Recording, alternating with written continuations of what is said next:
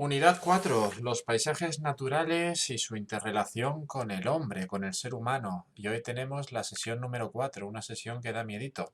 Los riesgos naturales. Me he aventurado, incluso os he puesto ahí unas cuantas imágenes bastante terroríficas de un volcán, deslizamientos y terremotos.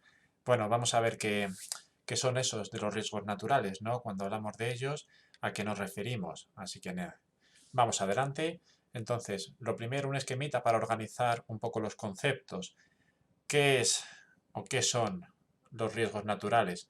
Pues mirar la probabilidad que todos nosotros tenemos, dependiendo de dónde vivamos, vamos a ver que tiene mucho componente geográfico, de que los elementos naturales, esos que hemos estudiado, el clima, el relieve, pues desencadenen catástrofes que amenazan el bienestar o la vida humana. Así tal cual. Ya veis que hay un riesgo inherente a la condición de existir en un planeta como la Tierra, en un contexto natural como el que tenemos, de sufrir, vivir o experimentar un riesgo natural.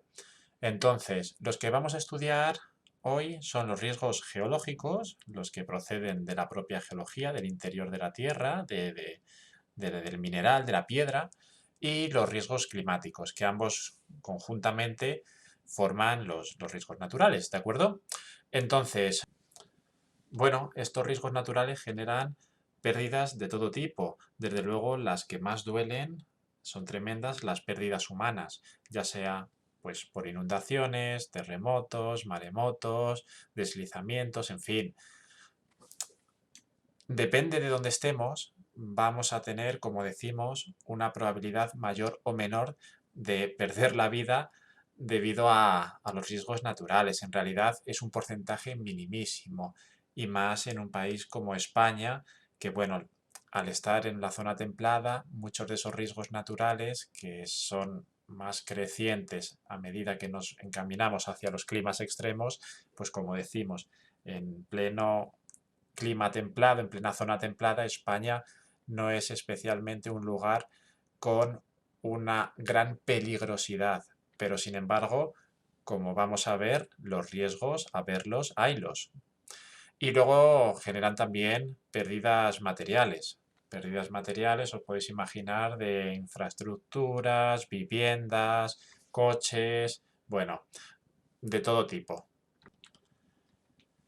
Debido a esto, las administraciones pues, han intentado prevenir en la medida de lo posible estos riesgos naturales, ya que no se pueden controlar o el ser humano todavía no ha dado a través de la ciencia con la varita mágica que nos permita dominar las fuerzas telúricas, los terremotos o las grandes tormentas, sí podemos prevenirlos, estudiando su comportamiento a lo largo de la historia y estudiando los elementos que constituyen esos riesgos naturales nos permite, al fin y al cabo, pues bueno, paliar un poco esos daños catastróficos que producen. ¿Qué hemos hecho? Pues lo hemos puesto aquí. Hemos creado sistemas de vigilancia en la cual vamos registrando por ejemplo, en el caso de los terremotos, los temblores de la tierra.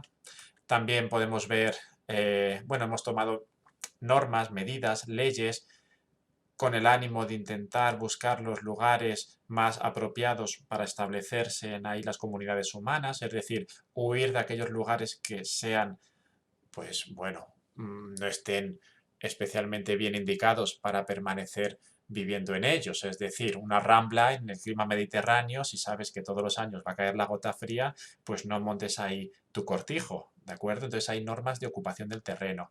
Y bueno, y también hemos creado ciertas infraestructuras para proteger en la medida de lo posible ante estas desgracias naturales que son, como decimos, inevitables. Bueno, los riesgos geológicos, como decíamos, los riesgos que proceden del interior de la Tierra, del relieve. Hemos puesto un mapita para que nos demos cuenta, en el caso de los seísmos, que vamos a empezar por ellos, ¿vale? Las áreas de la península ibérica, de España también, en general, porque vemos ahí Canarias, que van a estar más, bueno, van a ser más susceptibles de ser afectados por un terremoto, así, sin más. Entonces, ¿cuáles son ellas? Bueno, lo primero que tenemos que comprender es que España sí que está en un lugar un poco complicado a la hora de hablar de los seísmos, porque justo al sur, entre África el continente africano y la península ibérica, se encuentra el contacto entre las dos placas, la placa euroasiática y la placa africana. ¿Eso qué conlleva? Pues que ese ajuste de placas a nivel de la estenosfera, ¿de acuerdo? Pues genera una serie de ondas que, desgraciadamente, de tarde en tarde y de muy de cuando en cuando, puede llegar a ocasionar verdaderos terremotos que causen daños importantes y que generen pérdidas materiales y humanas. Afortunadamente no son episodios muy recurrentes. Digo los grandes terremotos, porque si nos metemos en el IGN, ¿de acuerdo? Que lo vamos a ver ahora, en un ratito, vamos a ver que en todos los días se suceden terremotos a pequeña escala, pero los hay. Entonces, bueno, como el contacto de placas está en el sur, la zona más proclive a sufrir estos temblores terrestres es la zona de la subbética, de la penibética y el sureste, simplemente porque está en el contacto entre ambas. Y además es un relieve bastante escarpado que va a generar otro tipo de riesgos naturales. Bueno, y luego por otro lado también la zona de los Pirineos, ya sabéis que la subplaca ibérica está encajándose con lo que es el macizo de Aquitania y con lo que es la placa euroasiática, ¿no? Y entonces los Pirineos que todavía se están medio formando, medio adaptándose, generan temblores. La zona más segura, a salvo de los temblores, pues lo que es el zócalo central, ¿no? Hercínico, que está en el medio y que, vamos, es muy difícil que se generen ahí ningún tipo de compresión, de fractura o de temblor, ¿de acuerdo? Entonces la gente de la submeseta norte, Madrid y parte de la submeseta sur debe de estar de enhorabuena en cuanto a lo que son los seísmos se refiere. Y ahora, como decía, vamos a echar un vistacito a la web, por lo menos para que lo sepáis, es curioso, y ahí podéis cotillear un poquito qué temblores ha habido en el último mes o en los últimos días. Así que vamos a ello, vamos a ojearlo. Bueno, este es el visualizador que ofrece, a modo, pues bueno, divulgativo, el Ministerio de Transportes y Movilidad y Agenda Urbana, que está un poquito en consonancia también con el Instituto Geográfico Nacional y que nos va ofreciendo en un mapa físico de Europa los temblores que se han producido en los últimos 3 días. Podemos cliquear también para ver los que se han producido en los últimos 10 días o los que se han producido en el último mes. Y como veis, coincide con lo que hemos hablado. La mayor parte de esos temblores se producen en la zona sur debido al contacto entre la placa africana y la española. En el centro prácticamente no hay nada y luego en los Pirineos, que precisamente ahora está teniendo lugar un temblor que si le pinchamos nos dice a qué hora ha sido y la magnitud. ¿Vale? Es en Francia, en la Mongie, y una magnitud de un 2 en la escala de Richter, no es demasiado, vamos, que ni siquiera es percibible. Así que bueno, ya si queréis cotillear, ya sabéis, ponéis en el Google IGN, seísmos y, bueno, otra forma de aprender, ¿verdad? Bueno, ya de vuelta, vamos a estudiar un momentín las erupciones volcánicas. A ver, la península ibérica no está activa en cuanto al vulcanismo. Hemos hablado que hay zonas como, ahora lo diré bien, el campo de Calatrava, el campo de Olot y la zona del Cabo de Gata, que son volcánicas. Tienen su origen en un vulcanismo, ¿vale? Pero que no están activas ahora mismo. Donde sí que hay un vulcanismo activo y bien activo en algunos lugares es en las Islas Canarias. Bueno, no en todas ellas. Os he señalado las que tienen un vulcanismo más, pues como decimos, más directo, más activo y que hasta el día de hoy, pues todavía siguen generando pequeños sustos y bueno, y deslumbrándonos con las fuerzas terrestres, ¿no? Eh, Miraros, no sé si fue en el 2018 2019, saltó a la prensa, ¿no? Que, bueno, se estaba formando justo al sur de la isla del Hierro un pequeño volcán submarino. Un ejemplo de que realmente el magma está ahí y que, bueno, la naturaleza de vez en cuando llama a la puerta para abrirse paso, ¿no? Entonces, aquí tenemos el ejemplo de la isla del Hierro, que es, la verdad, es impresionante cuando uno observa las imágenes de cómo pueden llegarse a formar un relieve salido de la nada, ¿no? De en mitad del mar. Y luego también me gustaría enseñaros, a través de un pequeño vídeo, lo que fue la gran erupción de la isla de La Palma, en el sur, en la punta de Fuencaliente, del volcán Teneguía, que fue la última gran erupción volcánica en las Canarias, en el año 71. Entonces vamos a ver el vídeo.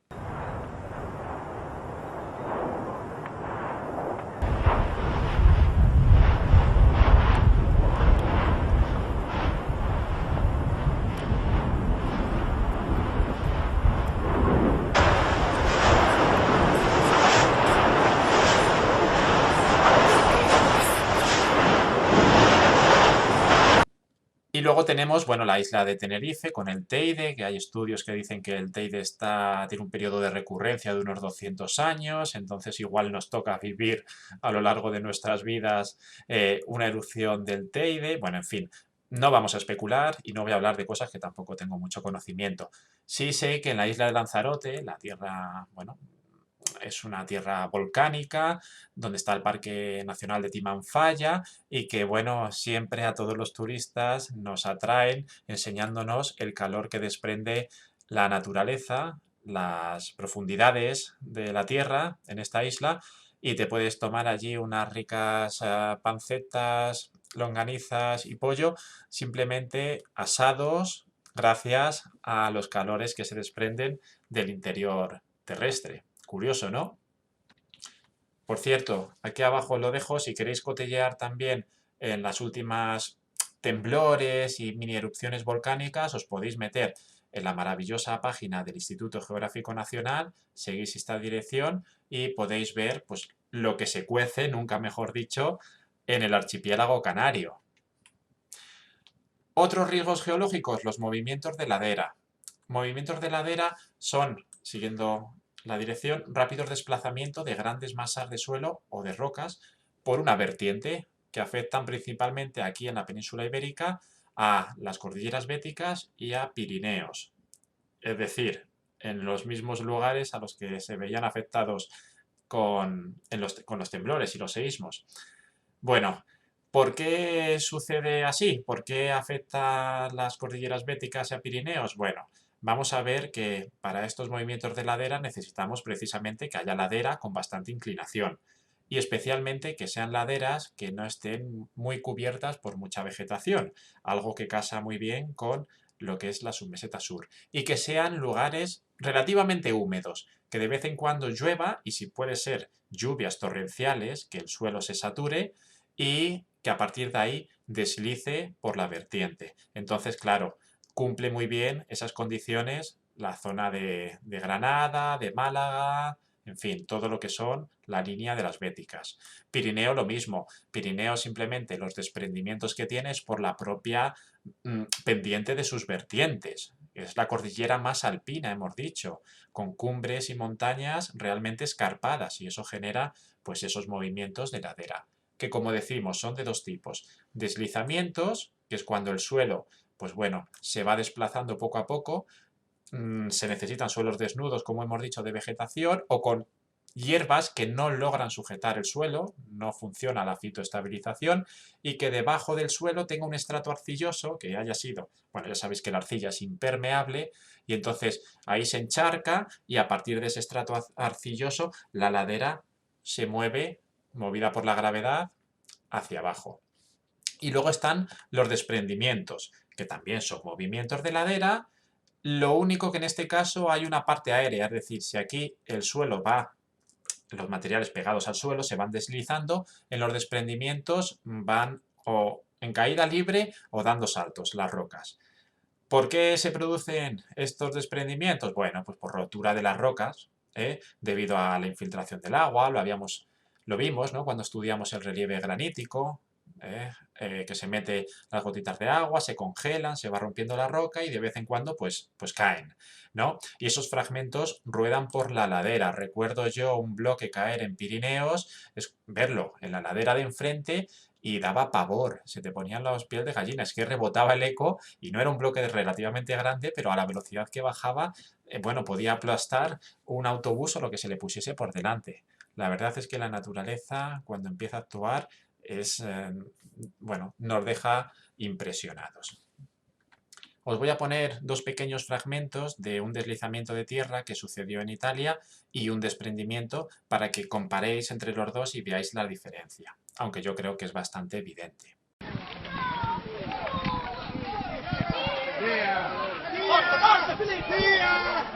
Madonna Santissima! Via per favore, Patrizio! via! Filippo! Fuori!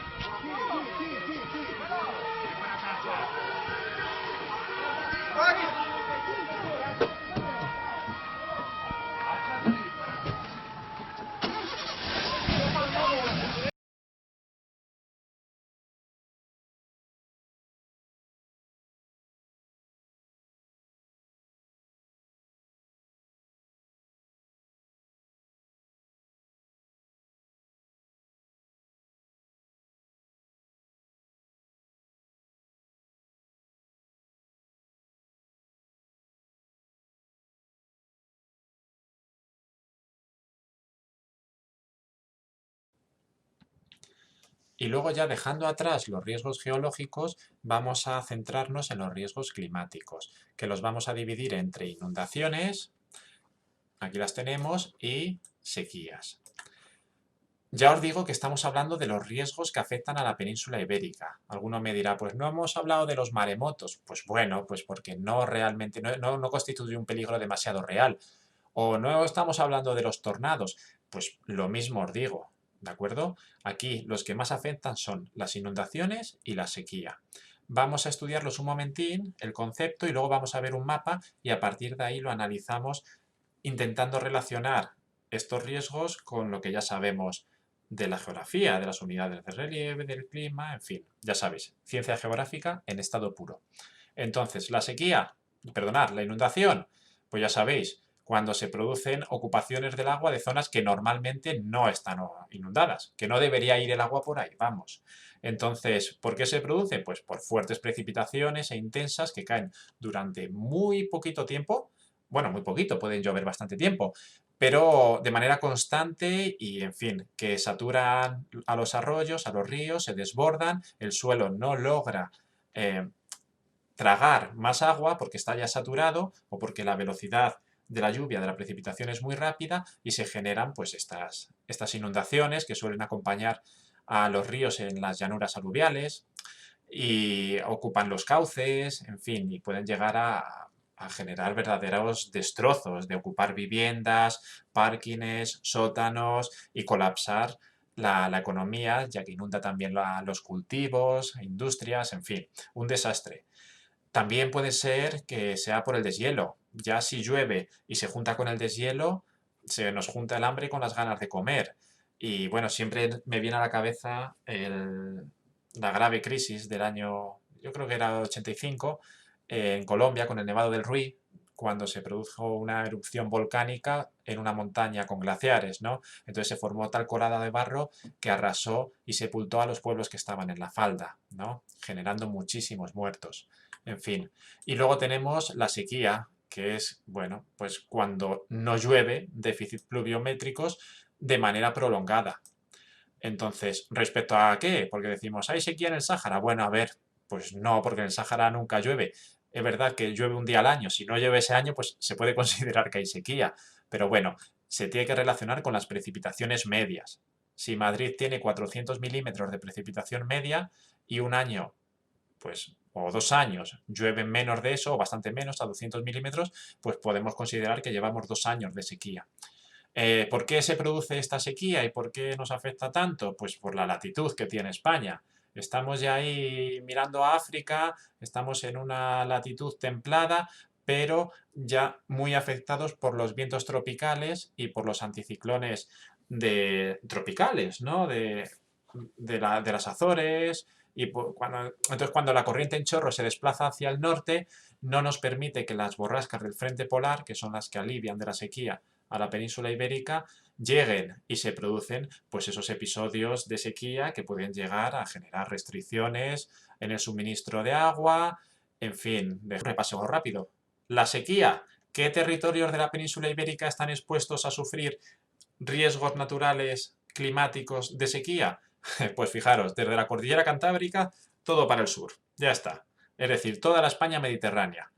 ¿Por qué? Pues bueno, ya lo hemos dicho, ¿no? Si nos explicasen o nos pidiesen que justificásemos el hecho, diríamos que, claro, de la cordillera Cantábrica al norte le afectan todo el año las borrascas del frente polar y en cambio por aquí, pues bueno, tenemos un periodo de sequía ya estable de 3 meses, 4 meses en verano y que si ese periodo lamentablemente en primavera o en otoño se ve un poquito agrandado, pues genera al final que lo pasemos mal por carencia de agua. Lugares de inundación. Mirad, lo tenemos aquí. El sur oeste y toda la cuenca del Levante. Aquí nos están relacionando con la gota fría, ¿vale? Precipitaciones muy esporádicas pero torrenciales. Y en un lugar encima donde no hay mucha vegetación en las laderas, pues ese agua que cae arrastra con todo, ¿de acuerdo? Y genera pues esos riesgos. También, por supuesto, las Islas Baleares, ¿eh?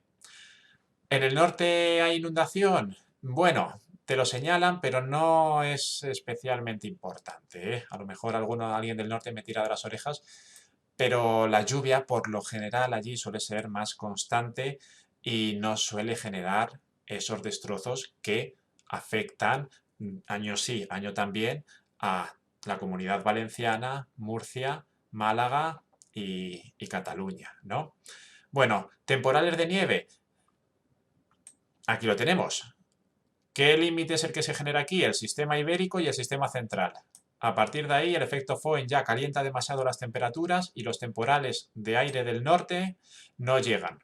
O llegan, pero más cálidos y entonces no generan nieve. ¿Son muy recurrentes los temporales de nieve? Bueno, sí, en las montañas de la cordillera Cantábrica, en Pirineos, en la submeseta norte, que está a una gran altitud, todos los años suelen generar problemas. Pero bueno, si la comparamos con el riesgo de inundación o si lo comparamos con el problema de la sequía, no hay color, no hay color. Olas de frío. Fijaros, las olas de frío, otra cosa curiosa, ¿vale? Mirad a lo que afecta, ¿de acuerdo? Es este colorcito morado. Diréis, pues qué raro, ¿no? El Levante. Normalmente las olas de frío vienen del anticiclón siberiano, del noreste, y entonces afectan a la zona siempre este o noreste de la península ibérica. ¿De acuerdo? A ver, que cuando viene una ola de frío, todo España tiembla y tirita, ¿no? Pero normalmente va perdiendo fuerza ese frío a medida que nos desplazamos hacia el suroeste. De hecho, los lugares donde menos hiela de toda España están en la zona de Huelva, ¿vale? ¿Y qué más? Bueno, y luego ya en el interior, las tormentas estivales, ya sabéis, lluvias que se llaman convectivas debido al calentamiento de la superficie terrestre que genera que ese calor se mueva o se traspase a la masa de aire y genere fuertes precipitaciones. Además, en la zona de la Mancha, al ser tan llano, esas fuertes tormentas muchas veces generan inundaciones, ya que el agua no logra drenar y se genera pues grandes encharcamientos, ¿no? Y ya está. Bueno, el viento pues son los lugares marítimos, ¿no? Que es donde realmente el viento se mueve con más libertad y no hay rozamiento con el relieve. Y con esto lo dejamos, que no os quiero abrumar más. Ha sido un repaso un poquito rápido, como siempre digo, pero algo aprenderemos, ¿no? Un saludo para todos y todas.